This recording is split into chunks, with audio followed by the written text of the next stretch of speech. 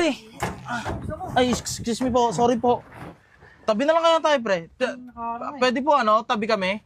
Tabi po kami. Pwede po kami. Tabi kami. Tulog, pre. Ayoko pasukan yung pre. Yung ano na yun, teacher na yun. Nakaka-bad trip. Galit na galit sa'yo yun, no? Kaya nga init ng dugo sa akin ng ano na yung teacher na yun. Buenavista, Sir Buenavista, pre. Lagi pang galit. Kaya nga eh. Kahit walang ginagawa, nagalit sa'yo. Pero nagpaalam naman ako doon, pre, na ano ako, absent ako. Pero hindi niya alam. Kati! Bilyar! Tara! Bilyarin mo basketball, pre? Basketball lang tayo, pre. Naka-jersey short na rin ako. Baka mahuli ako. Hindi yun. Magtiwala ka sa akin yung Buenavista na yun.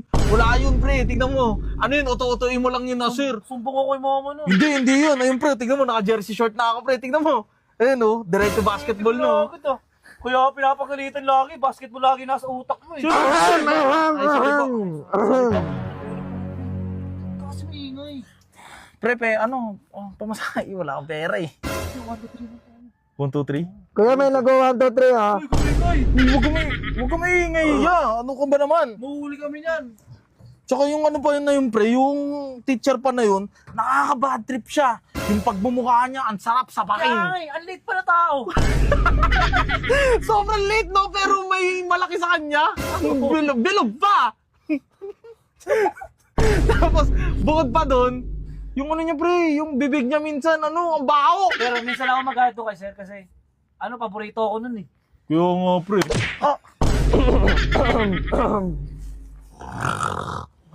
Tulog lang siya. Nanaginip. Di ba ikaw, paborito mo yun? Ako, sinusumpa ako yun.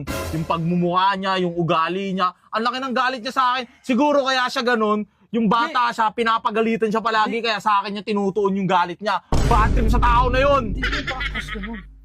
Baka. Kasi minsan, pre, di ba pag nasa ano tayo, pag nasa room nila, sinasabi niya pag nasa room niya ako, pwede ka pumunta sa bahay. Ginugunan ako, pre. Hindi naman ganun yan.